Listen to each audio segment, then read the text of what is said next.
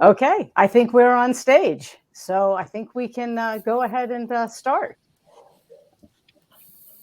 I'm Martha Notaras, managing partner at Brewer Lane Ventures, where we invest in FinTech and InsurTech startups.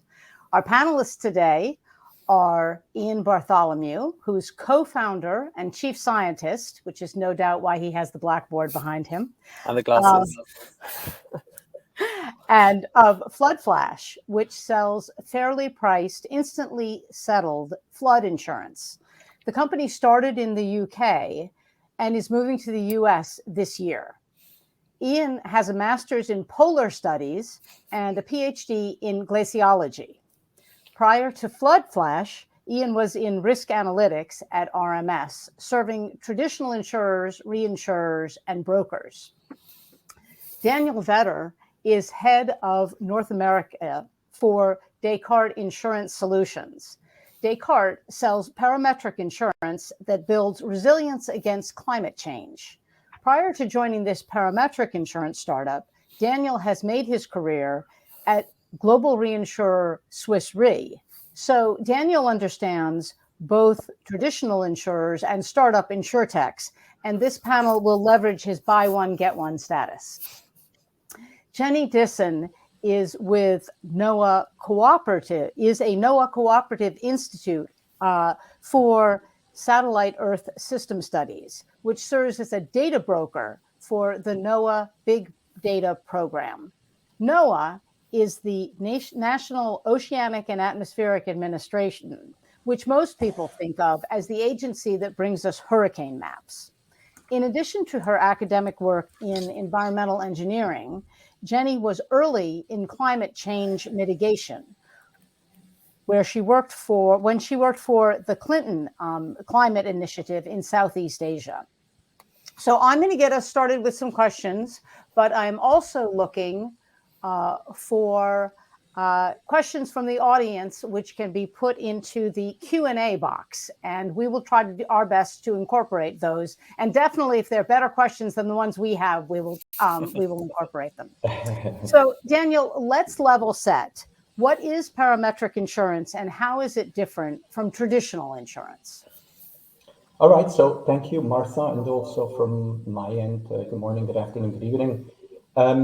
Parametric insurance, what is it? How does it differ from traditional insurance? Parametric insurance is sometimes also referred to as index-based insurance. It's an insurance product that offers payouts based on a triggering event. Let's use an example. I'll use the example of hurricane or the earthquake peril. In parametric insurance, the index that defines the payout would be based on wind speed. For an earthquake, it would be based on the magnitude of an earthquake event. Whereas in traditional insurance, coverage is based on the actual impact a climate event or an earthquake event has on the physical impact it has on an insured's property. And so this is an important difference between parametric and traditional insurance, that in the parametric space, it is the triggering event alone that defines whether or not a payout happens. And the difference it makes for a customer is that with a parametric product, the payout follows very swiftly after a climate event or an earthquake. Whereas with traditional insurance, you typically have an at times lengthy claim settlement process that follows, and which, depending on the complexity of the event and the loss that occurs, could take weeks, months, at times years. And this makes an important difference from a corporate finance standpoint, particularly maybe more so for smaller and mid-sized corporates, in as much as the instantaneous payout offers a cash infusion that is oftentimes very much needed following a catastrophic event, whereas maybe the larger corporate has perhaps the balance sheet strength to withstand being without an insurance proceed for an extended period of time. I want to touch on two items before I hand back to Martha. Parametric insurance also offers us the opportunity to backtest. And what I mean with that is when we design and define an index that essentially defines coverage ultimately, we can backtest that index against past events. You don't get that opportunity in traditional insurance because of the complex claim settlement process, which involves a number of variables, particularly when it comes to complex business interruption or contingent business interruption cases. So that's this transparency for the customer is extremely important. And then maybe lastly, Martha, before I hand back to you, parametric insurance is an insurance product. It is not a derivative. A customer gets an insurance policy, and the proceeds from a parametric policy are also treated accordingly from an accounting perspective. So really, one of the biggest differences from the insurance point of view is that you actually know whether you'll be paid out because you can go right to the index that you agreed on, so that you don't have that uncertainty of, will the insurance company pay me? And I think your point, since the topic of this overall conference is really financial services for everyone, everywhere, is that this is highly relevant to the small businesses and the medium-sized businesses who don't necessarily have the balance sheet to cover, millions of dollars of hurricane damage in the meantime. That is correct. Yeah. Thank you. And then I'm going to ask Ian and then pass over to Daniel. What problem did your startup set out to solve, and was climate change on the original roadmap? Yeah, thanks, Martha, and good morning, everybody. Our startup, our company FloodFlash, the problem we've set out to solve is to close the global flood protection gap. So that is the difference between what does currently have insurance and what doesn't, and to close the gap and to make sure that our customers and ultimately society can be more resilient against climate change against flooding, and we achieve that by producing a parametric flood insurance product, which works in a way that Daniel has just described. And we've effectively sort of transplanted that product, which has been available for some years in the sort of reinsurance industry and can be bought by sort of large corporates and insurance companies, and actually made it something that's available on the mass market through various pieces of technology. But the question of whether climate risk was on our original roadmap is quite interesting. And the answer is sort of yes and no. We currently specialize in floods, and so you can't escape that climate is a major factor in extreme weather and its consequences. But at the same time, the global protection gap and a massive flood underinsurance problem was already there and would persist in the absence of any changes in climate. And in fact, I think it would still be getting worse as our economies grow and population pressure grows, meaning that we're developing into sort of marginal areas at a really fast rate. So there's always been this problem that there are people exposed to floods who don't have insurance they need, or perhaps can't get insurance they need, or doesn't sort of provide what it needs them to. And it's really just that in the last couple of years have really sort of burned climate change issues into people's consciousness, and so it means we're having a conversation more and more, which can only really be a good thing. But I believe actually the problem was already there and was growing, and that's what we were looking to solve, and it's now only being made worse. Thanks, Daniel. Same question for you. Yeah, so thank you for that. So climate change has been at the heart of sort of our corporate strategy since we came into existence almost 3 years ago. And it's really what we're trying to address is, essentially coverage gaps that are left by the traditional insurance market, particularly around climate perils. And there, I always include the earthquake peril. We've seen a number of traditional insurers exiting entire segments, exiting geographies, curtailing coverage, increasing pricing. And really one of the reasons is the traditional market or traditional insurance has not been able to keep up with the rate of climate change, quite frankly. And so parametric products offer an opportunity to address specific pain points that climate and, the changing climate has introduced to, to the commercial sector, and for that matter, and I know we'll talk about this a little bit later, to the consumer sector as well. And I think this is, so this has been at the heart of our strategy, and will continue to be the case. And maybe just as a last point, in terms of the availability of technology and data, that has changed the game dramatically in over the past 5 years, and so this is really a centerpiece of our corporate strategies. Technology, data, addressing data rapidly changing the climate or the climate perils in that sense. Well, thanks for the perfect setup for the question I have for Jenny, and that is what Noaa data is available via the cloud that might be helpful for a parametric insurance policy? Yeah, thank you, Martha. Let me begin by just helping folks who are listening understand a little bit about Noaa and the Research Institute, and I'll get into a bit of the weedy data. And thank you for having me on this panel. So Noaa is a federal agency under the Department of Commerce, and the mission for Noaa is science, service, and stewardship. And so Noaa works to understand and predict changes in climate, weather, oceans, and coasts, and collects data and information and observations about the Earth system. And the intent is to share this information with others, public and private sectors, and nationally and globally. And Noaa strives to conserve and manage coastal and marine ecosystems and resources. And so I work for the Research Institute.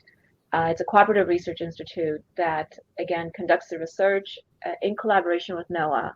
And the goal is to further advance the understanding of the state of the climate and the Earth system, and how can we help support observational data for decision making at all various scales. And so when we think about Noaa and all this data about the Earth system, it ranges all the way from the sun to the land to the oceans, cryosphere, hydrosphere, biosphere, atmosphere. And so that's a lot of data we're talking about. So when it comes to parametric insurance, we think that there are a number of variables that are being utilized in various calculations, and how they get utilized into policy is sort of what I won't touch on. But for example, we are interested in understanding storms. So Noaa has a data set called Severe Weather Data Inventory. It's called SWIDI. And that's one of the data sets that might be very familiar. We talk about temperature information. So that's the Global Historical Climatological Network. That's daily and monthly, GHCND. That might be familiar to many of you. Lightning data. We talk about long-term trends like climate normals. We have gridded data like climate and ClimeGrid. These are all acronyms, so I will make them available via the chat shortly. We talk about precipitation data. So that's NEXRAD level 2 data. So this is radar data. Tsunami for those that are analyzing long-term catastrophic type events. So we have the Global Historical Tsunami Database. We have water model. We have reanalysis data. We have satellite observations, buoys. So Noaa has an enormous treasure trove of information, both at the weather prediction scale all the way to the climatic scale. That's short-term to long-term for predictions and projections. I wanted to mention that, in my role with the Noaa Big Data Program, we are working very hard to make this data available publicly via our cloud partners. So you will start to see a lot of this information. Most of what I just mentioned here is available via the cloud partners, and those partners are Amazon Web Services, Google Cloud, and Microsoft Azure. And we can talk more about that. Wanted to also mention that there are other parameters that are of interest, extreme events, wind. We recognize that there's a lot of interest in hail. That is not a straightforward data collection. So we are working on it. That we've heard from both insurance and reinsurance and others that this is highly sought after data, and so that's being worked on.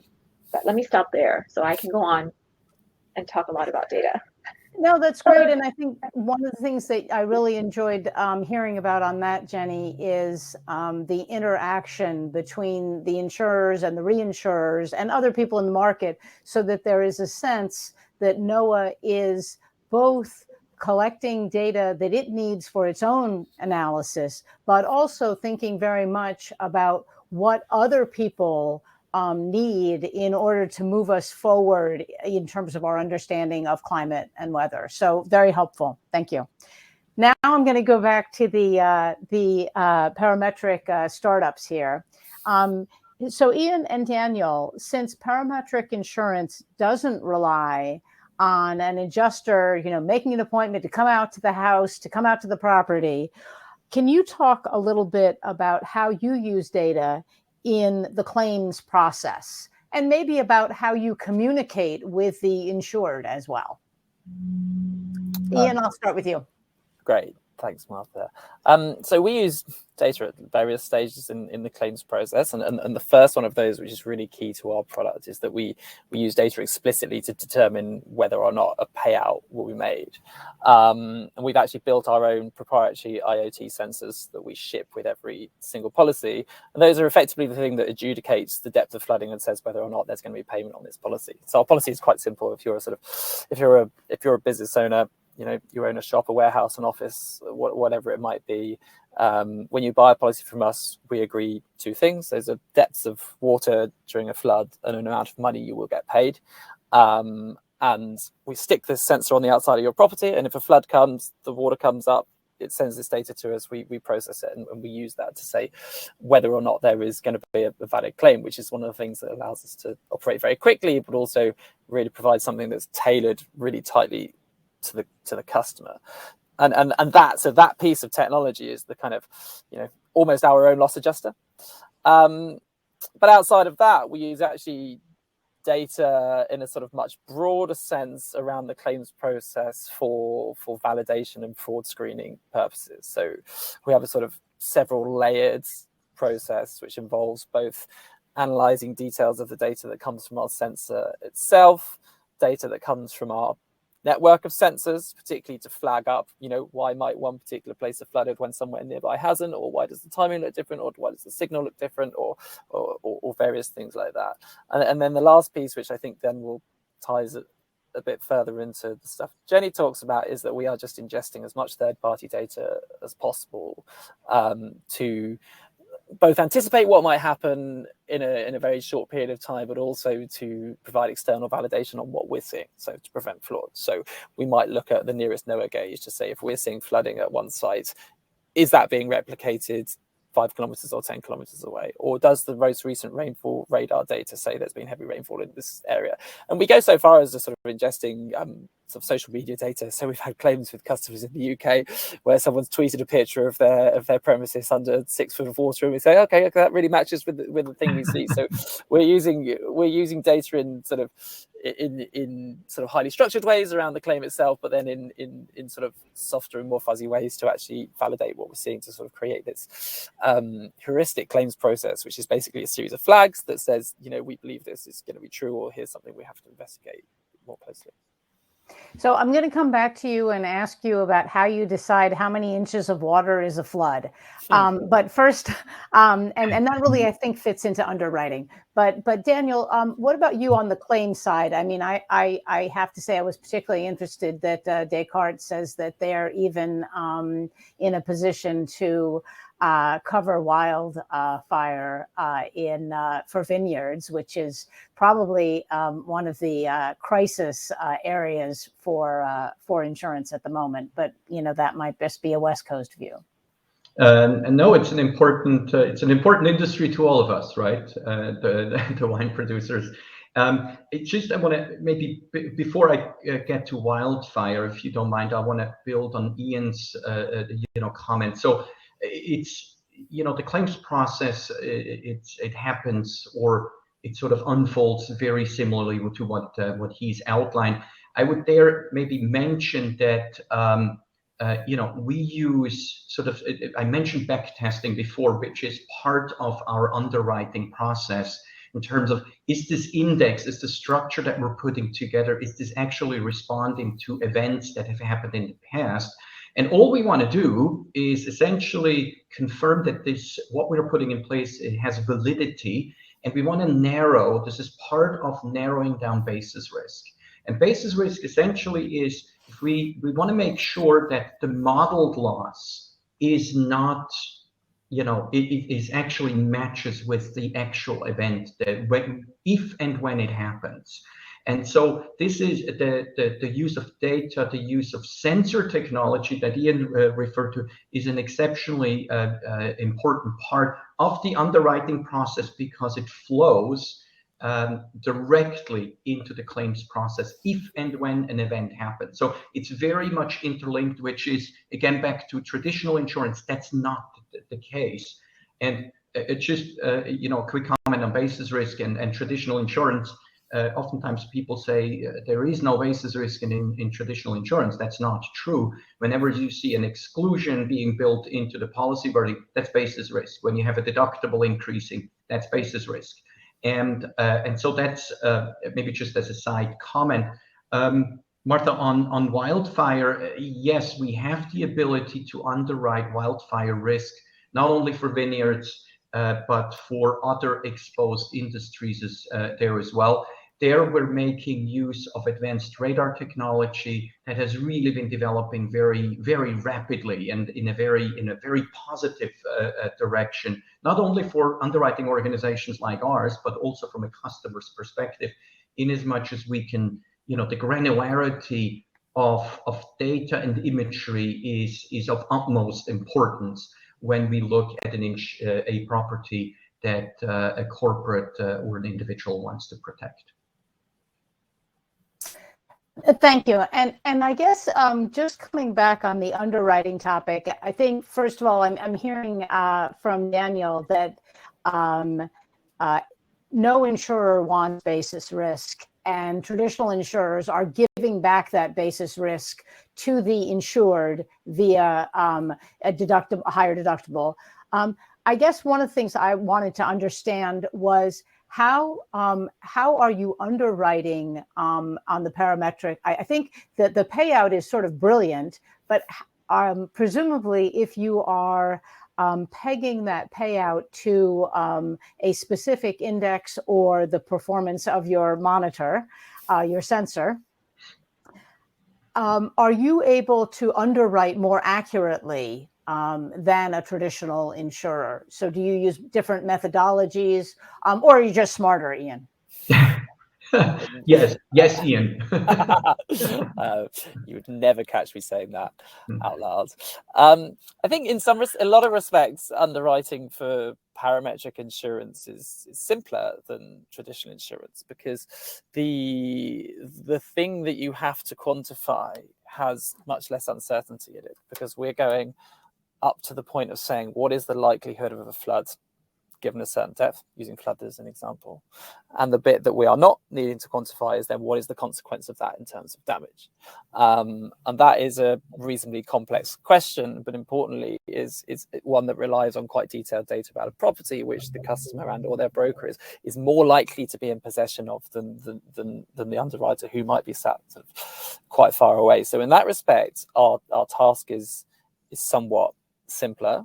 For us, the approach to that is driven very much by analytics and technology and cutting edge flood risk models, and we're aiming to sort of technically price every single customer, which makes it inherently scalable. But we're not concerned, at least from an underwriting process perspective, by things such as construction. What is a property made of? Occupancy? Who is in that, and what might the damages be? Because they don't influence what the payout is going to be. Now, we are interested in that when we are trying to provide context and information that will help someone decide what their payout should look like, what their policy should look like, because that is important. But ultimately, we give that option to the customers so that they are more in control of that. But to go back to the underwriting side, by by making it simpler, more scalable, and removing a large chunk of uncertainty, what it lets you do is provide a product that is just available more widely and should be more competitively priced, which for me is the great power of the product, is that it's just a more efficient way to get cash into the hands of a customer in the immediate aftermath of a disaster, which ultimately is the thing that guides their resilience. And I think Daniel's point about basis risk in traditional insurance is incredibly well made, because what we are in the business of doing is ensuring that our customers can survive a disaster so that they are there the next week, the next month, and the next year. And there's a lot of research that shows that your ability to open your doors again very quickly is a key determinant in letting that happen. And so to sort of get a little bit hung up on making sure a payment is there to the nearest dollar is sort of a little bit of sort of false comfort, if you like. So you're saying that almost this might be a situation where, getting the 80% right of getting, cash into the bank account is more important than getting the 100% right and delivering the check after the business had to close its doors because it couldn't make payroll. There are certainly scenarios where that's not true. Not that 80% is your number, I'm sure. Right. A much higher number. Yeah, exactly. And I would say that 80% is perhaps a good number for insurance for the reasons that Daniel suggests around deductibles, exclusions, and things like that. And ultimately, yes, it is about resilience and survival and business continuity. So I think you probably picked up, since I live in California, I now have, I'm going to put a question to Jenny around this, but California is kind of the poster child for the impact of climate change. In 2020, there were wildfires that burned 4 million acres. And I think so far this year, it's up to 2 million acres. And then we also have a situation where traditional insurers are coming out of a moratorium and are now in a position where they may be able to non-renew up to 18% of homeowners insurance because they live in high fire risk areas. And so I guess my question to you, Jenny, is does Noaa have data sets that are related to wildfire risk that help feed the understanding of the risk around that? Yeah, so wildfires is extremely complicated and sophisticated, and being able to predict wildfires is very complicated. It's a complex algorithm, it's complex modeling technique, and there are agencies that work very hard. For example, NIFC, National Integrated Fire Center, and other agencies, both locally and nationally, that work on wildfire prediction and modeling. But fire models, include a number of different parameters, but not limited to what I will mention just shortly. But they rely upon a lot of environmental information as input into the modeling algorithms: temperature, humidity, water vapor, pressure, drought, wind, heat, lightning, which is a trigger. And so understanding that all of these different components play into different parts of that modeling is something that Noaa and other agencies and partners work very hard at trying to determine. USDA and the National Forest Service, for example, is another agency and a partner that's also working hard at improving wildfire prediction and modeling with improved data. So earlier, I referenced a number of acronyms that Noaa makes available. These are the Noaa Datasets. We're very proud of them. They are utilized by our partners and startups and other organizations that are trying to improve the uncertainty related to wildfire modeling. I want to mention that Noaa has satellite information, and one of the products that we make available via the cloud is a GOES-R suite of information, GOES-R series, the Geostationary Earth, GE GOES-R, Geostationary Observing Earth R series. And in it, we have lightning information that is being utilized by a number of startups, California-based startups, that are starting to incorporate Noaa data with other observational data that they themselves are putting into the space in the region, for example, cameras. And so they integrate climate modeling information with NOAA observation data with their own sensor or camera observations. And using modern technology, and Ian mentioned earlier, the ability to kind of stitch the different disparate data sets and use modern techniques with machine learning and artificial intelligence to kind of address the uncertainty and the gaps in the data. So all of this with the intent to, provide forecasts and models that I can't say that will be perfect, but help reduce the uncertainty. Thank you. And Jenny, I see that we have an audience question, which I'll throw right back at you, which is, how does NOAA choose which data is provided via the big data program? Yeah, thanks for asking that. That's a great question. I think, Martha, even earlier, you mentioned NOAA's interest in getting user feedback or customer feedback. So there has been a significant investment in NOAA to emphasize user engagement across public, private, academic, and other establishments.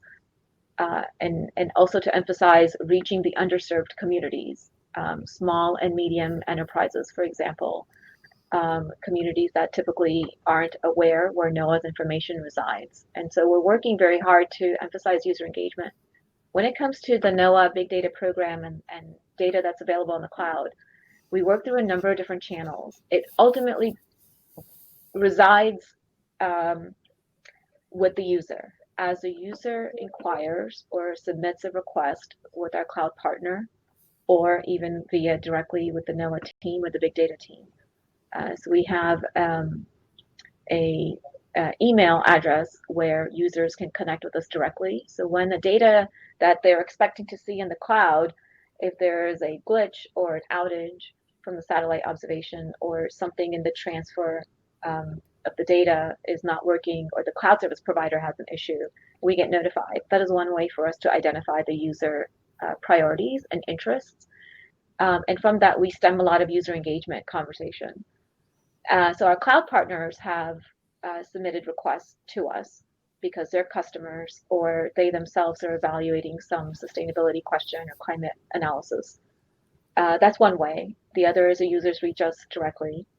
The third way is NOAA also has interest in making sure that we reach certain underserved or groups of folks, or really to help diversify access.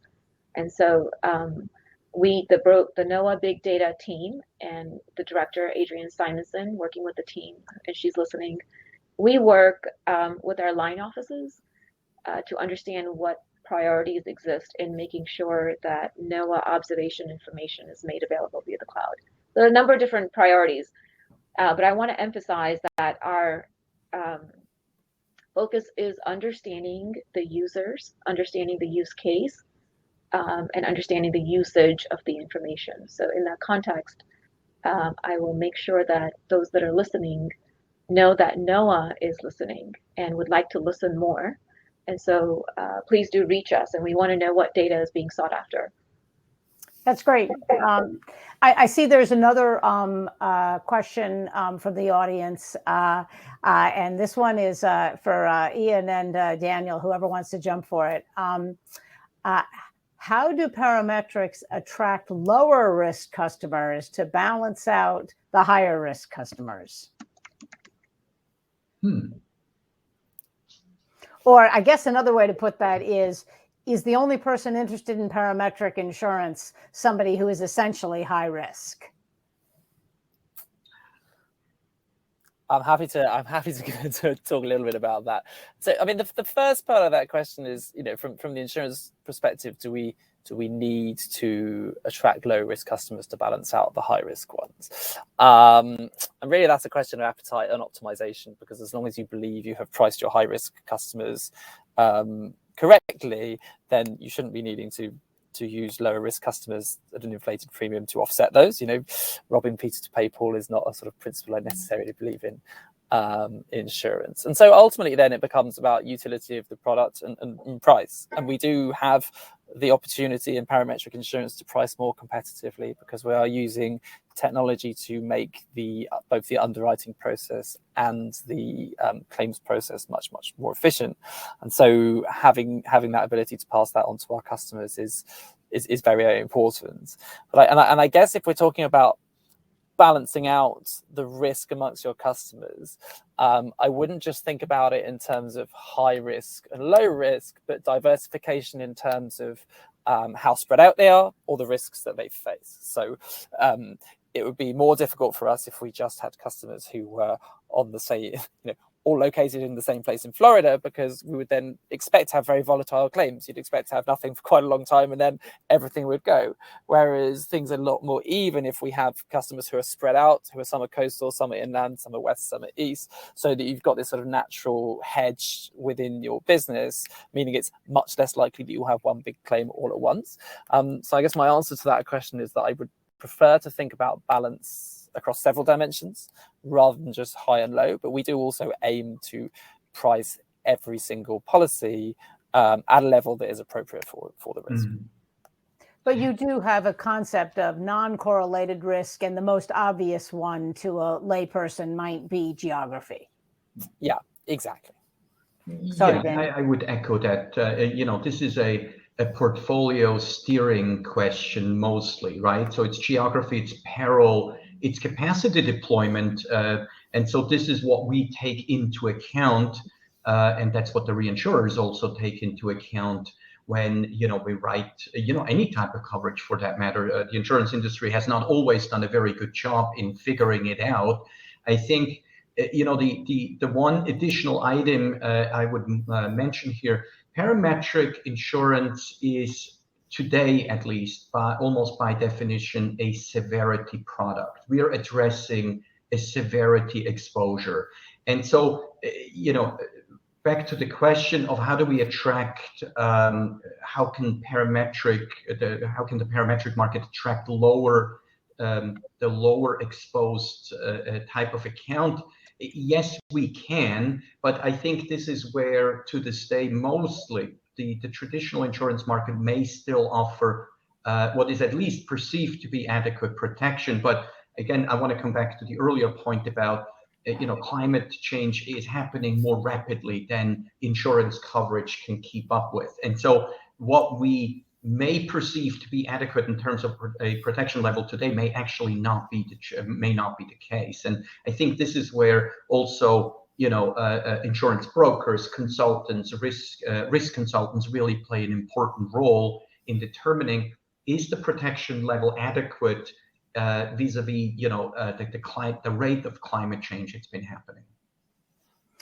And let's just think a little bit about, now that we've talked about the product, I want to move to distribution. How do you sell this? Are the regular insurance sales channels ready, eager, and capable of selling this product when they have been selling traditional insurance products? I would say yes, and yes. So we do distribute via traditional broker-driven channels, both in the UK and in the US. And our experience is that brokers are incentivized to provide the best product for their clients, and therefore have willingness to learn about new things that are available and are more than capable of seeing the value in this product and sharing that with their clients.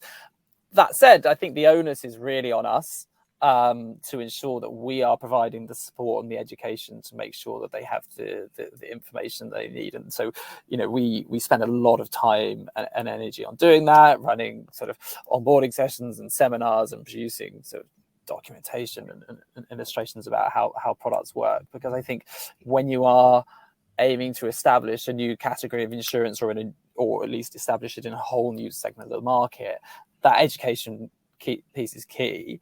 But the relationships that traditional channels have with their customers although we are seeing a shift towards more digital direct in a lot of cases, are still incredibly strong in most instances.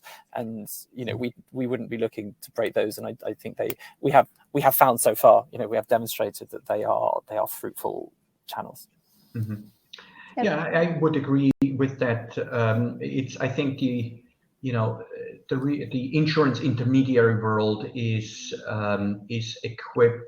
well enough equipped to deal with parametric, or with the concept of a parametric insurance product, but it's still an educational process, as Ian pointed out, and going from an interesting discussion to actually closing on a cover is still a long way. And I think one item which is specific to what we do is, I mentioned before, a parametric product is by definition, it's a severity-oriented product. And we also talked a little bit about the swift payout, which again within a corporate organization has a much different impact for a CFO or a treasurer than it may have for a risk manager. So the ideal audience when it comes to discussing a parametric product should actually be the treasurer, or should include a treasurer or a CFO, because of that swift payout that would follow.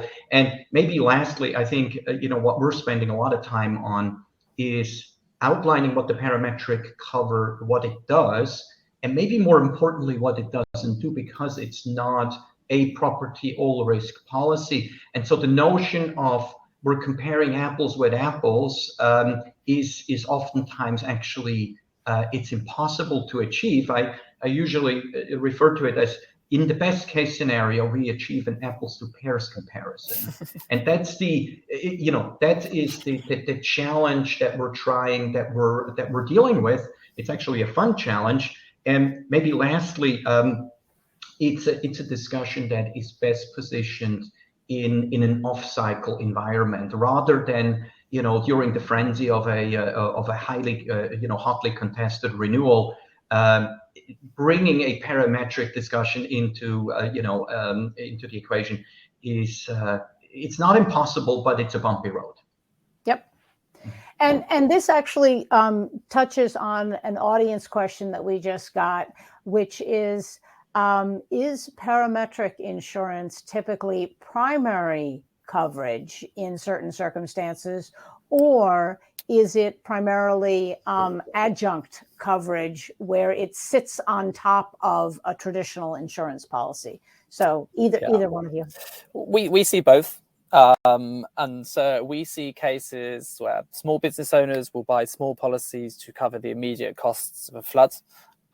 We see cases where larger customers will buy a parametric product to fill in a deductible, particularly in a large event. And again, the speed of that payout is really important. But we also see cases where we are seeing pretty big limits, which will cover large costs in the event of a flood. And those are often in high-risk areas where the traditional insurance market will struggle to serve, particularly with more complex clients, where determining what the cost of that payout is going to be, or cost of a traditional claim is going to be, is quite difficult. But yeah, we see all of those things. Mm-hmm. I think the combination of traditional with parametric insurances has the potential to be incredibly powerful. Mm-hmm. Maybe just as an add-on, again, I think parametrics you see most of the time as a complement to traditional insurance, as Ian already pointed out. I think the notion of adding a parametric cover on top of a large or a substantial amount of traditional insurance, it can get tricky, because the further out of the money you place it, the harder it becomes to model, and the amount of the basis risk just increases. And you could end up, and that's what we absolutely want to avoid, you could end up with a structure that will not trigger in case of an event. It could lead to underinsurance, it could lead to overinsurance. And so it's a severity-oriented product. So the closer to the money, and what I mean with that is to claims activity you can place it, the more narrow the basis risk gets. And Jenny, I wanted to come back with a question to you, which is, do you feel that there is that the availability of data is driving more creative solutions for climate risk overall, or even just for studying climate? Yeah, I think so. I think the climate solution perspective focuses first on, what is the opportunity, what is the stress, what is the risk that needs to be handled, and companies, organizations, and nonprofits and such, they provide the goods and services that want to contribute to the way that it addresses some societal need. So in that context, I think I like to quote Mark Carney from the Bank of England, who said climate change or climate-related risk or climate-related analysis, which is my quote, creates some of the greatest commercial opportunity of our time. That does two things, do good and do well. And so if there's a societal need that needs to be fulfilled, and we can partner with private sector enterprise that have the ability to kind of go beyond what the public sector can do, and can be meaningfully served to all sectors and all users, why not? I think with data, what's happening is that we have new technologies, and we have a diversified set of observing technologies: drones, satellites, IoT sensors, advanced capabilities. Science in the sensor development itself is advancing. Our Earth observing satellite sensors are also advancing. And the user engagement component that I mentioned earlier, it's to garner what is working from the usability side so that the technology and the engineering behind the observing technologies can be further advanced. So, I think we are all working in parallel, if you will, to provide better data. Better data is the beginning, I think, of understanding the science, understanding the trend, the variability on any of the parameters I mentioned earlier, on any of the climatic indicators. But I think that beyond just the observation of the data itself, you need good data, then you need to access that data. I think many of the listeners here probably have experienced some pain points in accessing data from Noaa in the past. And also when we look at big stressors that cover big regions, like flood and wildfires and even hurricanes, you need big data. And I think the access to big data, big environmental data, which we're working on via the cloud providers, is also a pretty significant change. We think that this is, the big data program knows why we're doing it, but we'd like to emphasize that this is to help improve access to the data that has been a challenge in the past. And so we want to reduce the barrier. We want to accelerate the time to quickly find, discover, and use the data for whatever analysis that needs to be examined, whether it's for parametric policy development or understanding who's served and who's underserved, to what are certain trends that are creating ecosystem impact. How can forestry regeneration occur in the areas that have experienced wildfires that should not have or could be improved upon? So cloud-based access is changing, is a paradigm shift. We want to see investment by the user community to use this improved access capability to generate new ideas and new solutions. I think earlier I talked about two that I'm familiar with, California-based, that are looking at climate risk insurance using Noaa data, and that is with this particular intent. And so they are accessing the data from the cloud and providing information so that the market doesn't destabilize and that the user community and the homes and the individuals are being served. Mayday, I didn't talk about Mayday. I think earlier I was referring to Pano.ai that many of you may be familiar with. The other is RKettle, but there's another example. Mayday.ai started with a laptop and an internet connection. And this startup used Google Cloud and AWS to access our Gozar suite of data. They applied, modern techniques, machine learning and artificial intelligence methods to detect wildfire events up to 15 minutes after the wildfire has started. And the idea is to, detect these either in advance or as quickly as possible to coincide with the 911 calls. Utilities are another industry that really want to reach the source of the fire before it magnifies and destroys a substation or a transformer.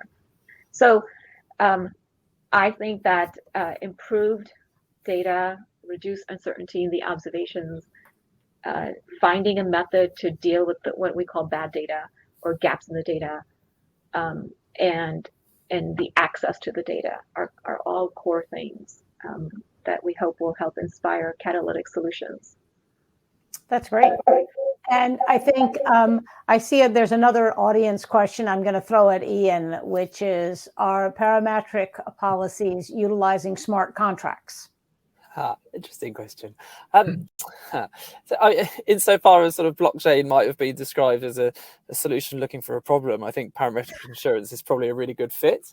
And I think there are people looking to solve that. For us, that is not the short-term focus. There are so many technology and product and communication problems to solve first to make this sort of category valuable for our customers that we haven't felt the need to work on that yet. But I expect it is very much part of its future.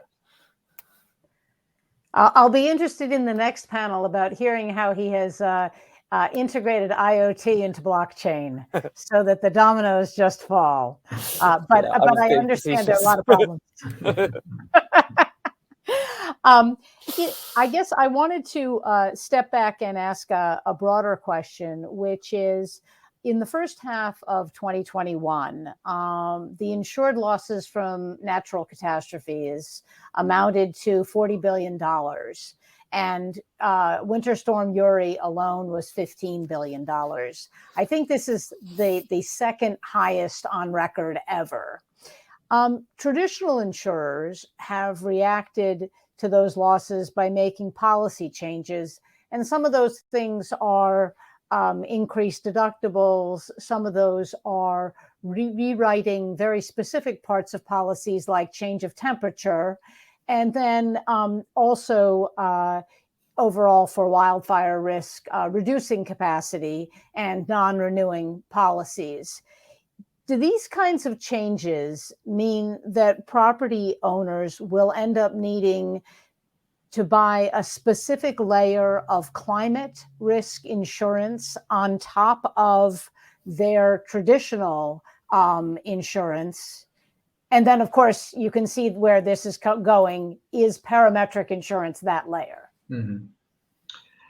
I can take a stab at this one. I think the short answer, Martha, is yes. I think, as the climate will continue to change, insurance carriers, traditional insurance will continue to be quite reactive. And I think what you will continue to see is really a focus around specialization, on specific perils. And clearly parametric insurance, is already there. That's what we already do. I think so, because exclusionary language will continue to find its way into insurance policies. It will find its way into reinsurance treaties and facultative agreements alike. And so, which introduces pain, right, on the individual consumer, the corporate, the insurer, the reinsurer, and because it's introduced by the retro market as well. And so I think, again, that leads us to a very clear yes to your answer. But I think the other item is also, I think the general public, including corporates, have to realize that risk sharing will have to increase.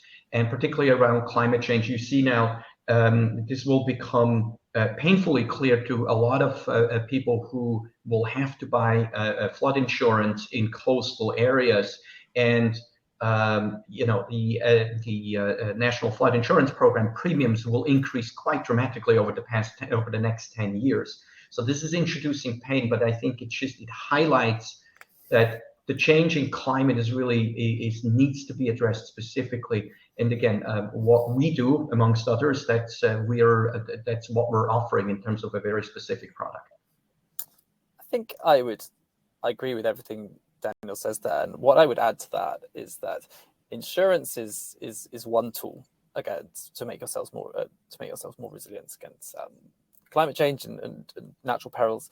But the other thing you can do is invest in becoming more resilient yourself. And so that is also one reaction that customers are likely to have to increase insurance premiums and increase risk, increase perception of risk, is take measures which make you more resilient, meaning if something bad happens, it either is less likely to affect you or it costs less.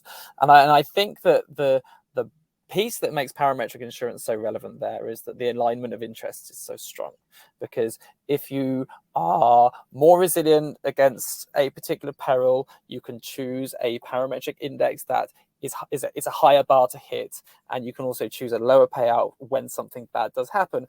Both of those things can be immediately reflected in your premium, and that is so important because I think that is something that presently a traditional insurer or traditional insurance just really struggles to do.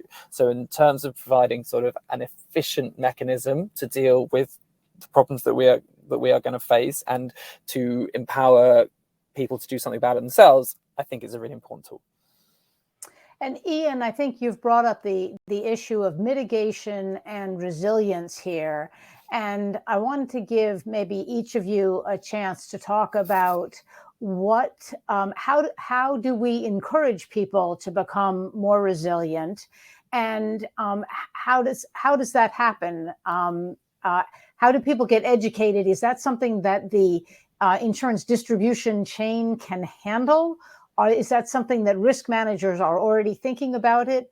And I guess there's even an aspect where is this is a stick or a carrot the best way, or do we already have the stick in place, which is climate change, and people therefore are thinking about it on their own? Mm-hmm. I think you've identified the stick very nicely, and the answer is always going to be both of those things. So it's incumbent upon us and risk managers to educate ourselves as much as possible about being more resilient. But for me, the clearest incentive is showing that in the short term, it is the most cost-efficient way to deal with a difficult problem. And I do think that's where parametric insurance is so powerful. Exactly. Okay, really being very transparent, clear about what is the incentive, what are you getting if you invest not only in your own resiliency, but what if you invest in a parametric product? This is, and again, the transparency is there, the backtesting opportunity is there, and so this is, but it's all about incentives at the end of the day. And better data. Yeah. Amen. More, better, easily accessible, useful, meaningful data. Okay, I am going to, thank you very much. And I'm going to thank all of you for being on the panel. And then we are all going to follow Maggie's directions about switching off so no one watches us work all day. Thank you very much. Thank you. I know that Jenny has put some notes into the sessions stream for anybody who wants Noaa information. And good luck to both of the startups. Thank you very much. Thanks so much, guys. Thank you. Bye.